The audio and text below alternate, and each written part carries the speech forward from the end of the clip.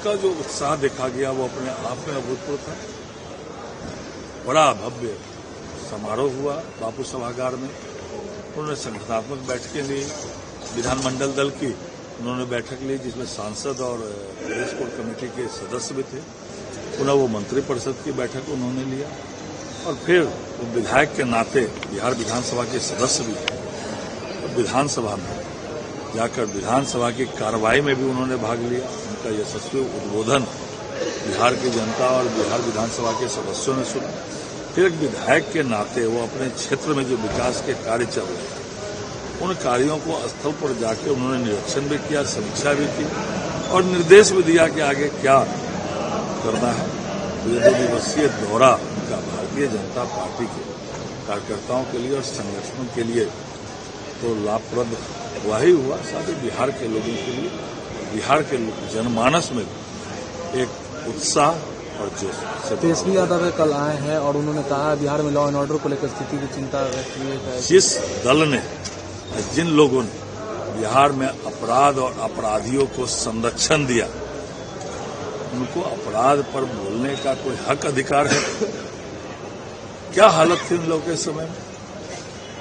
पूरे अपराध का वातावरण और अपराधी खुलेआम अपराध करने के बाद छुट्टा घूमते थे बिहार के इस धरती पर। आज कोई माइक का लाल ये नहीं कह सकता है कि अपराधियों को सत्ता का संरक्षण प्राप्त है।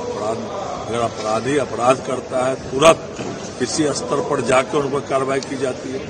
पुलिस प्रशासन को खुली छूट मिली हुई है और आपने देखा लगातार जिस स्तर पर जाकर अगर कोई पुलिस पर आक्रमण कर रहा है तो पुलिस भी उसको जो है जिस स्तर पर जाके कार्रवाई करनी होती है कर रही है। इसलिए स्पष्ट संदेश है, या तो अपराधी अपराध बंद कर दे या बिहार छोड़े। लेकिन 119 सांसद है विपक्ष के, वो लोकसभा स्पीकर के खिलाफ अविश्वास प्रस्ताव ले आई है। जिस तरह कांग्रेस के माननीय सांसद लोकसभा में कृत्य कर रहे हैं, माननीय प्रधानमंत्री जी के कुर्सी के पास जाकर जिस तरह का उन्होंने व्यवहार किया है, लोकतंत्र आप अपनी बात रख सकते हैं लोकसभा में, लेकिन जिस रूप में आप कृत्य कर रहे हैं, मर्यादित कृत्य कर रहे हैं, तो लोकसभा के माननीय अध्यक्ष जी का दायित्व कि सदन सही से चले और अगर कोई कार्रवाई कर रहे हैं तो इनको अधिकार है विश्वास लाने का।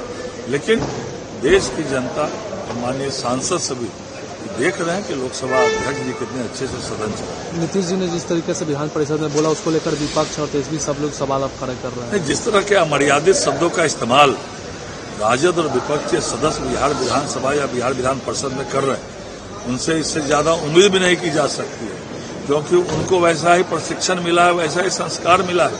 उनके नेता क्या क्या करते थे इस बिहार के धरती पर। इनसे इस तरह के अमर्यादित शब्दों का इस्तेमाल राजद के सदस्य कर रहे हैं, ये किसी हालत में भी युक्त भी नहीं है और उनसे इससे ज्यादा उम्मीद भी नहीं की जा सकती। मैंने कहा ना, पुलिस प्रशासन को खुली छूट दी गई है और अगर अपराधी पुलिस पर आक्रमण करेंगे तो पुलिस अपने रक्षा के लिए तो उनको करना ही पड़ेगा। लेकिन स्पष्ट संदेश है, अपराधी या तो अपराध छोड़ दे या बिहार छोड़ दे। किसी हालत में भी अपराधी को बख्शा नहीं जाएगा। जिस स्तर पर जाके कार्रवाई करनी होगी उस स्तर पर जाके प्रशासन कार्रवाई करेगा। माननीय गृह मंत्री जो उप मुख्यमंत्री जी हैं सम्राट चौधरी, उनके नेतृत्व में गृह विभाग चल रहा है और वो स्पष्ट रूप से संदेश और खुली छूट पुलिस प्रशासन को दी है।